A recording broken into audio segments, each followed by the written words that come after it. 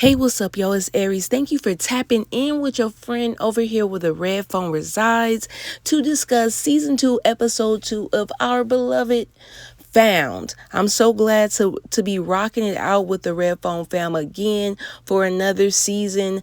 Another roller coaster I'm expecting just already straight out the gate. This episode was very good. I'm glad that the team is making their way back into the office. They're putting their distaste for Gabi to the side just for the time being, and we're about to get into that along with what happened in this episode. So make sure that you hitting that like button on your way in. Drop a red phone down in the comments to let me know that you was in the building, and let's get started. Just as I suspected, this season we're going to get a lot of flashbacks from not only Gabi, but from Lacey as well. So we're starting off 2003, 35 days after the abduction. Lacey, or Bella rather, is home but inconsolable by her mom. She won't come from under the bed, and finally the mom reaches out to Gabi, and Gabi has to be so much for everybody. She's definitely here for Bella though, and she's the only one that Bella trusts at this point in her life. And we see the origin of Gabi and Bella, and how Gabi has always been that protector, that security blanket for Bella. And you could only imagine what both of them are feeling right now, especially knowing that Sir has Bella. Y'all, I'm gonna have to call her Lacey. What's her real name, right? Lacey. Okay, it's early and I'm tripping. I'm like, wait a minute, why does Bella sound so foreign to me? Why does this not feel right to be saying? Okay, so yes, Lacey, you know that Gabi and Lacey have that sisterly bond. They nearly have the connection that you would expect twins to have, just from the traumatization that they have experienced at the hands of Sir. But right now, Gabi can't sense that connection. She needs proof. She's not sure right now if Lacey is alive or not. So we find her at a payphone in a dark industrial area, y'all, talking to Sir. And what's the first rule in life, general? You do not negotiate with terrorists. And it is all still very much so a game to Sir. He's challenging Gabi even still, reminding her on what's protocol and procedure when you're working with a crazy person on the other line. Okay, telling her she needs to ask for proof of life. Look for it. He didn't hid a picture of Lacey, a Polaroid, inside of a phone book taped to the bottom of a bus bench. Gabi realizes that he's looking at her. He's watching her. This entire dialogue between Gabi and Sir just kicked this episode off right, because Sir reminding her, look, your friends, I know that they still alive. If I wanted to take them out, then I would have did that. But that's not what type of time that I'm on, Gabrielle. And he's just being so evil. I loved it. And he also, when he was like, what he say, girl?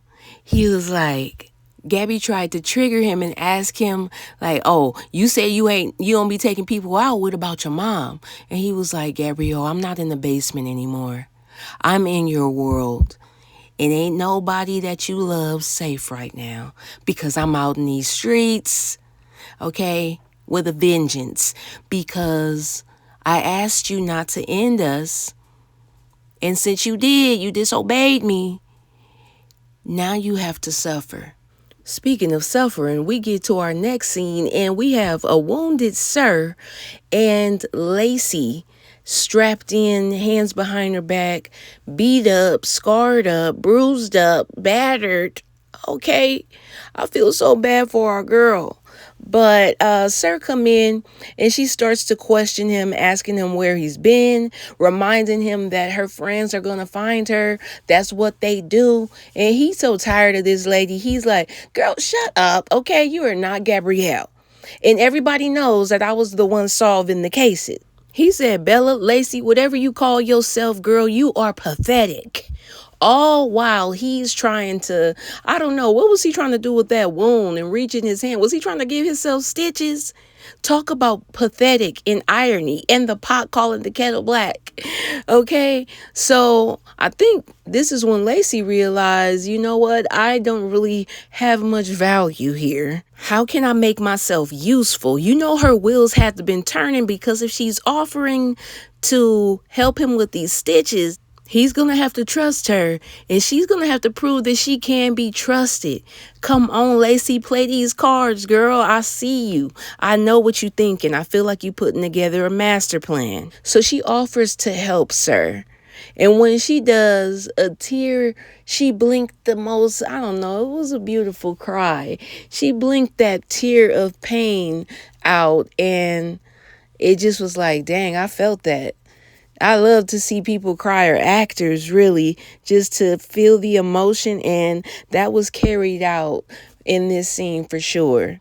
So after Lacey offers to help Sir, he takes her up on that offer. She said, look, fine, don't let me help, okay? Get infected, lay down, and never get back up after that. You're going to have mold and maggots all over your tail if you don't let me help you with the stitches. And Sir, go ahead and take her up on the offer. Not before reminding her that don't even think you about to do anything, because I'm smarter than you, I'm stronger than you, and I'm faster than you, Lacey. So just know that.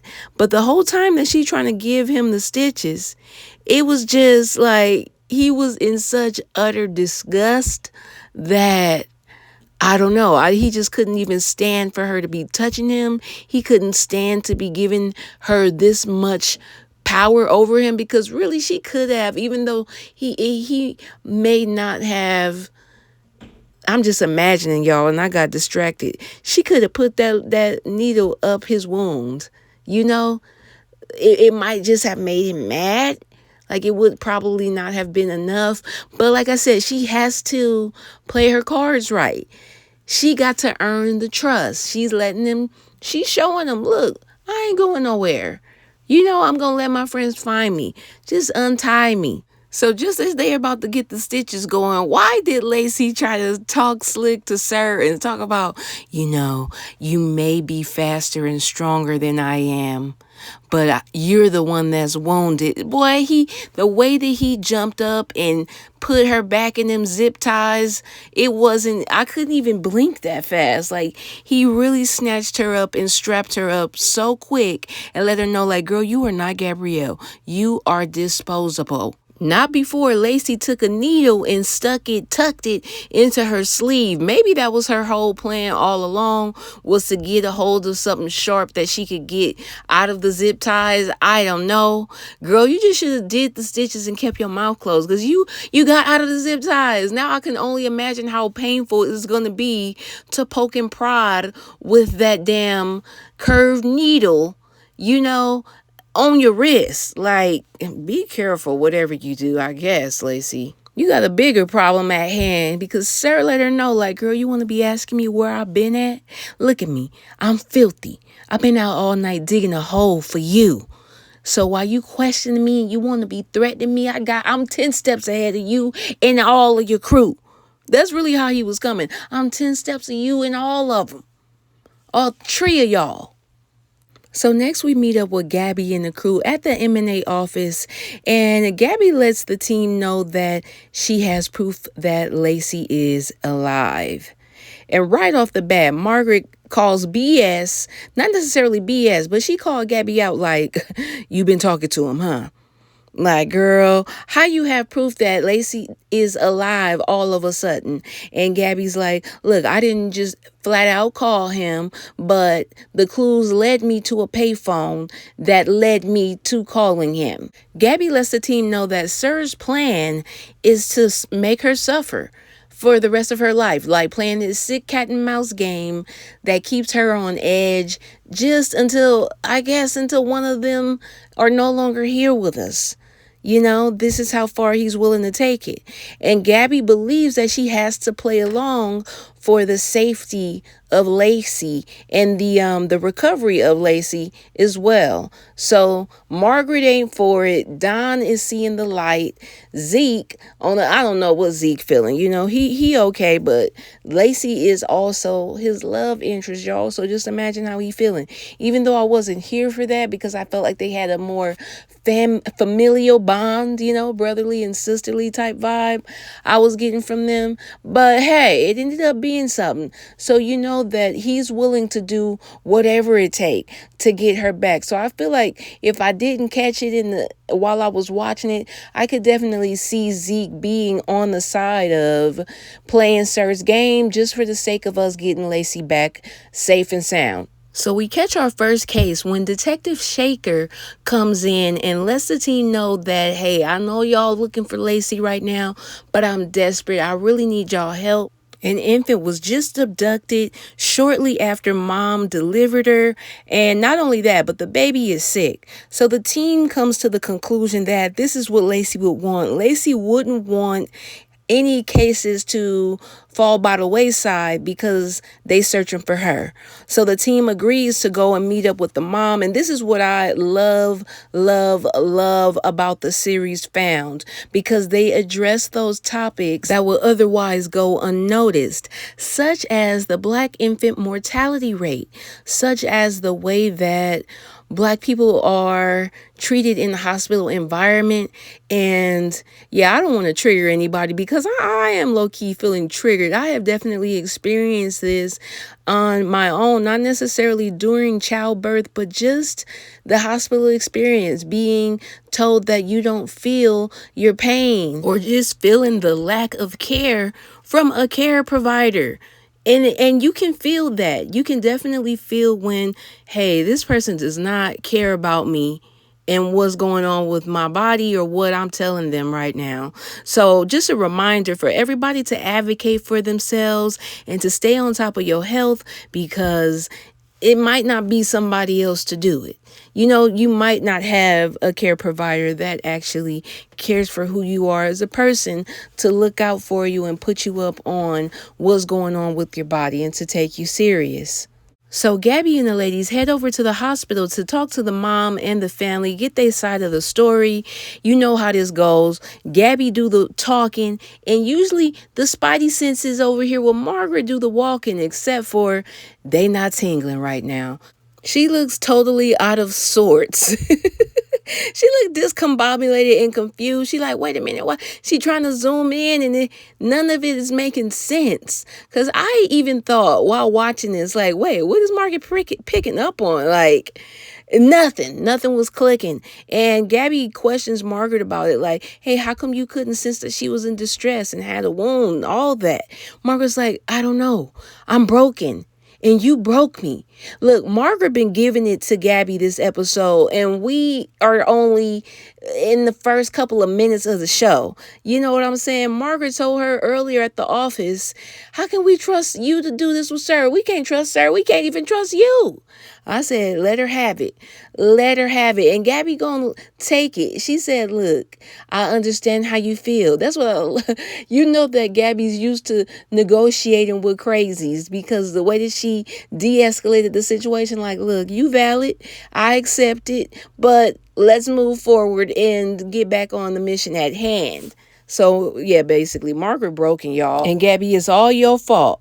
So Don heads over to Zeke's so they can meet up and he can update Zeke on, what's going on with the missing baby and any Lacey business. We gonna stay on top of both. And he also addresses the resignation email. Zeke let it be known, look, Don, I don't appreciate you deleting my resignation, which you thought I wasn't gonna find out or notice that it wasn't sent. And Don let Zeke know, like, look, no, I knew that you would definitely notice. I just didn't want you to make a rational decision while you were upset. We also see that Zeke is still not doing well. He's still struggling with the poisoning, upset stomach, just really fidgety and not wanting to be touched. So he's totally off. I'm not going to say totally, but we can see that he's off his kilter. He does, though, have the video from the hospital that Detective Shaker was hoping that he could hack into. So we're about to get a look into that. Now, as Don plays this bean footage, we see the assailant run up actually, just as the mother was about to get into the vehicle. She in her wheelchair holding the baby in arm. The baby is grabbed out of her arms. She chases after and doesn't get far at all. Remember, she has a C-section, so we know she can't move. The daughter runs a little bit and then stops.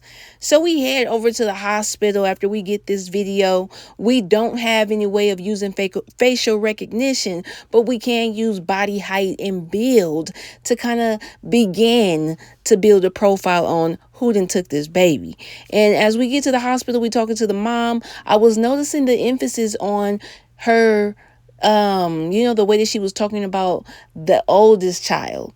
Now, this child is much older in age than the newborn, maybe about like 16, 17 years older. And she definitely may have felt some kind of way. Immediately, I'm putting this little girl as suspect number 1 because you sound like you're going to be jealous. I'm putting her as suspect number 1. Let me know what y'all thought down in the comments. If you felt like somebody from the IVF group took the baby, or if it has something to do with the daughter. If the daughter has something to do with it, you know what I mean. Y'all, Margaret is feeling useless on this case because she can't really tap into her sixth sense to figure out what's really going on.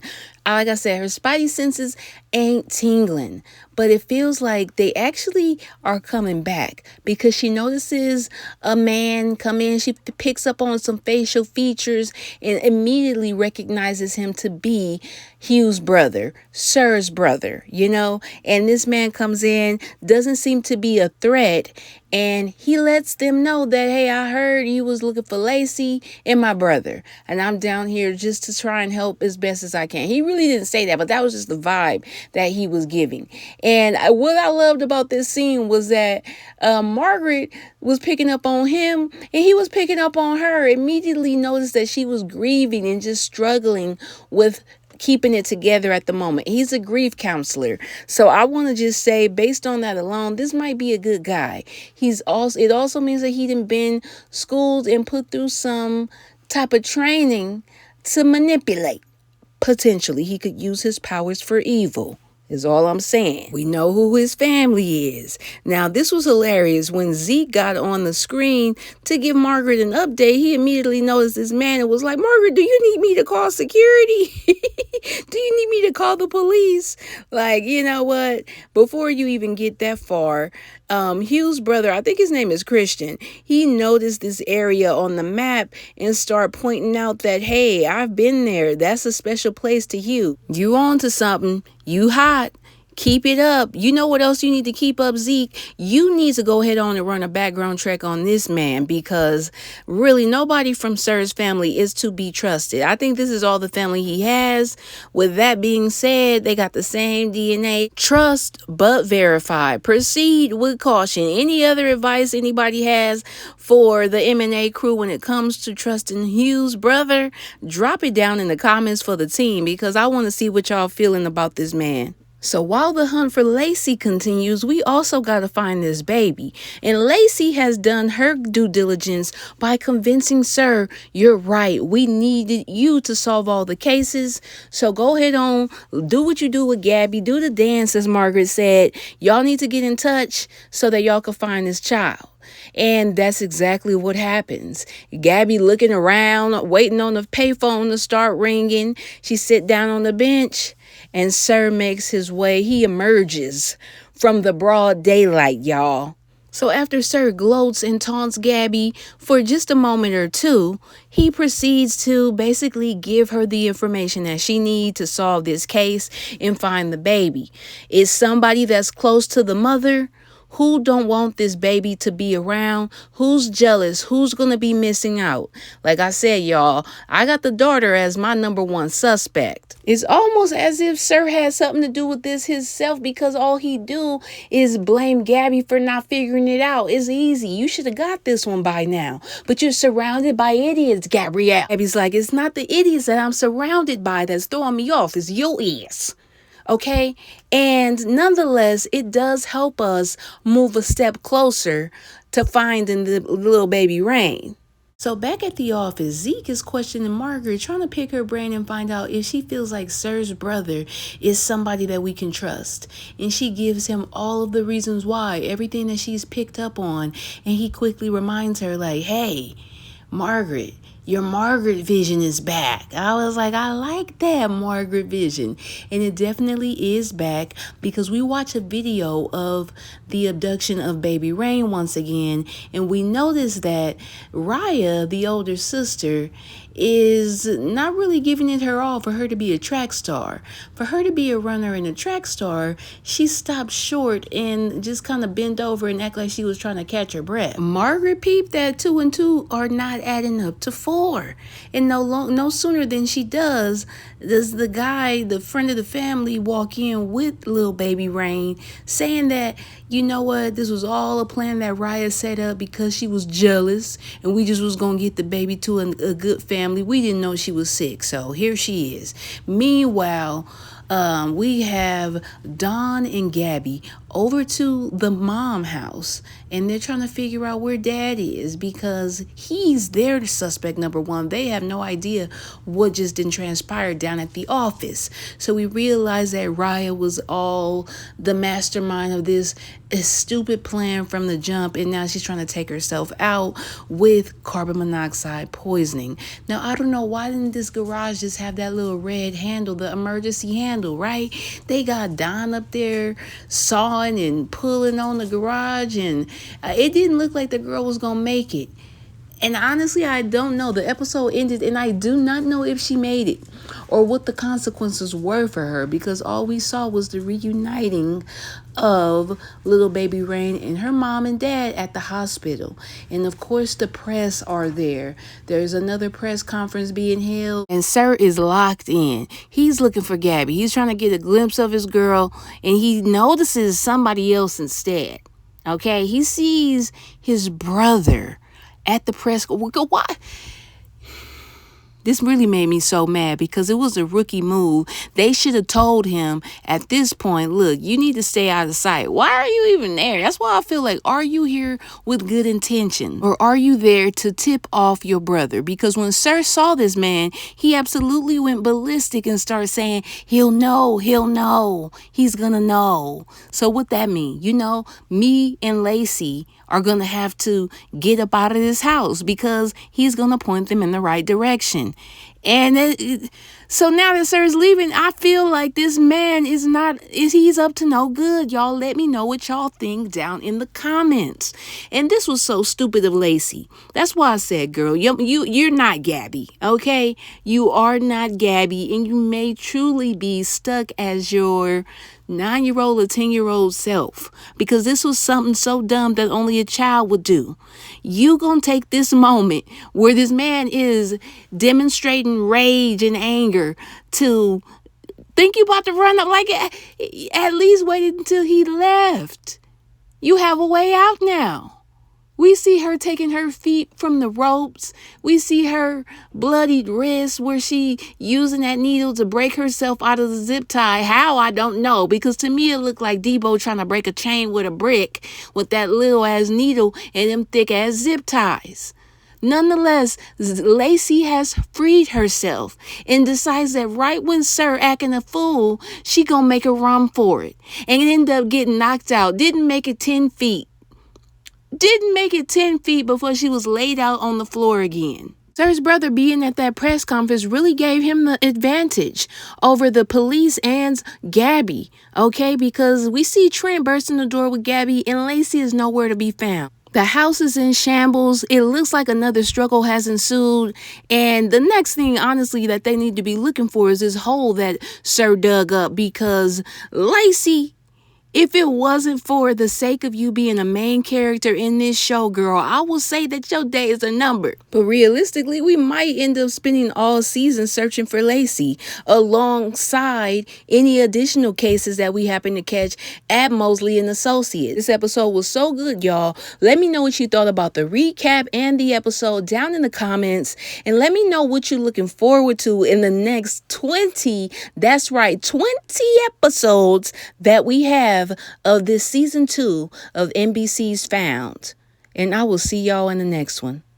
Bye-bye.